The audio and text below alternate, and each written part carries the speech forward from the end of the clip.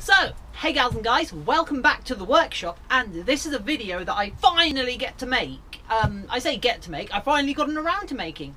I'm going to walk you through the history so far of my Groot costume. It all starts about a year ago. That's before I started to generate content and record stuff. I kept lots of photos and all of that. So I'm going to pass over to me, but in voiceover, to walk through the sculpting process of the head for this costume. And then we'll come back here and I'll walk you through the costume itself. As you can see, like with all sculpts, it starts off looking like a shapeless blob of clay. But I was actually really happy with how quickly this sculpt progressed. I did this in a couple of free days I had before I started a brand new job. This sculpt actually took 2 solid days to do. I was really happy with how quickly I could build up the shapes in this water-based clay. This was one of my first sculpts with wet clay, and where I learned its little foibles.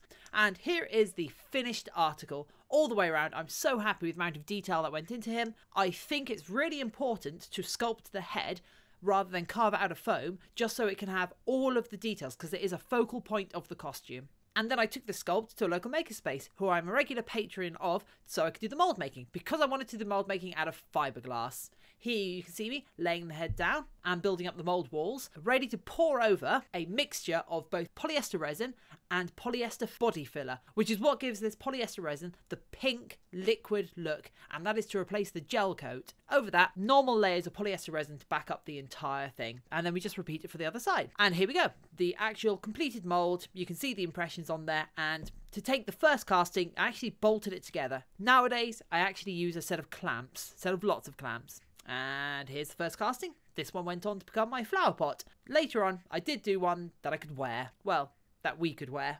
And all of that comes out of a mould just like this one. This mould, to be exact. So, this is what came out of the whole affair. These are the 2 fiberglass halves of the mould of the sculpt you saw in the photos. They have a couple of layers of latex down in them. This latex might be a little old, so I might actually strip this latex out so I can show you a fresh run all the way through and how to use this mould. I have created a wearable head. Here are some photos.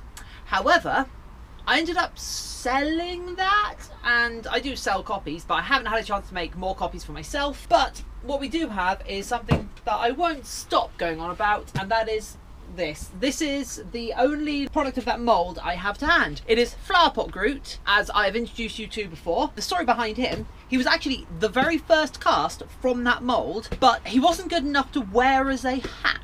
So I hollowed him out, put some foam around the base, yeah, turned him into a flower pot, and he is now kind of my mascot. I love him. He's entirely unpainted, so at some point I might actually paint him, in which case he'll look even cooler. But for the moment, he just hangs around in the background, reminding me that I have to do this whole Groot costume. Now, let's move on to the actual costume itself. We have the entire thing. So, head goes on top, I wear the head, I poke out at the top.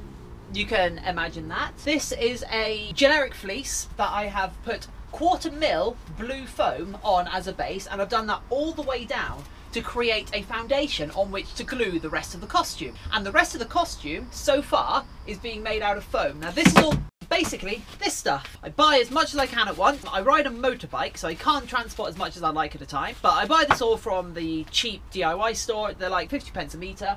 And I've been cutting them in half and putting them on the blue foam. Now, you might think to yourself, but when that's done, that'll just look like it's covered in tubes and such. This is where all of the work comes into making this costume.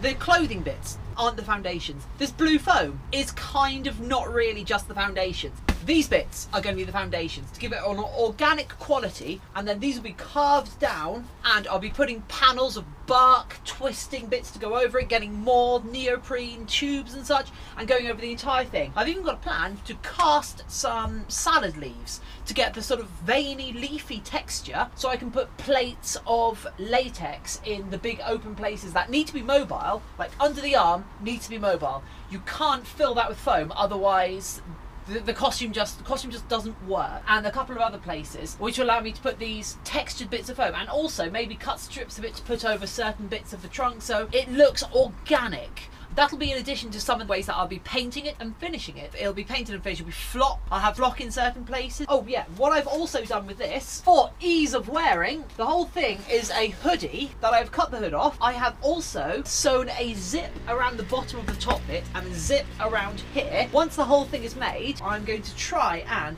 cut a nice section over there where the two halves can overlap, which means the jacket and the trousers will actually be separate parts, will make it so much easier to get in and out of on your own. Now, if we move that aside, I can show you what we have with the stilts. These are, quite simply, plastered stilts. I have a different type of stilts. I actually really enjoy stilt walking. I've got a couple of pairs of stilts downstairs, all of which are probably going to get purposed for costumes before. I've done dragon costumes on my stilts before. I haven't really put much time into plastered stilts. However, these seem a better idea than my power box, because with power box you always have to carry on moving. With these you can stand still. The important thing that I've done with this, these are just tubes of thick fabric that I've wrapped around the stilts whilst I was wearing them. Got a second pair of hands to measure them out, and then I've sewed them up in a tube, gone over them with this 1/4 inch blue foam so that the entire thing keeps its shape even when not on the stilts. And now that gives me a fantastic base to glue all of the pipe lagging on, and this pipe lagging will then be carved down and have foam plates put over it and such, and all messed up and tangled up to make it look better and better. Here is the foam in question. I have sheets of this stuff. If you are a proper costume maker, you will be very familiar with buying massive 1.5 meter by 2 meter sheets of this EVA foam. It is so good. You can use it to build basically anything. I really love it. That is where I am at with this costume. The very next parts of this costume to do are to carry on gluing more of these onto the base, so we have a consistent base all the way around. We've got to carry on taking a cast from this mould. That will almost certainly be in the first production episode. This is kind of a background episode.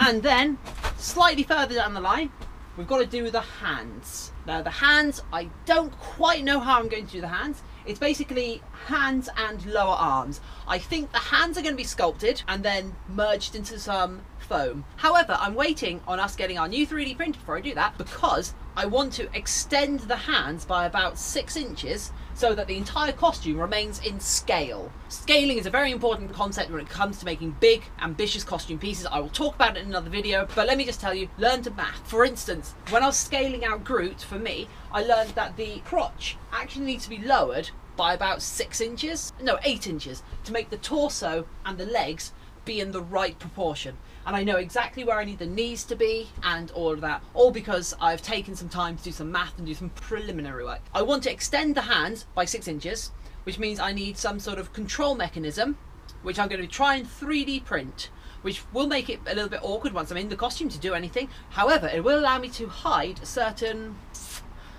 surprises in the costume.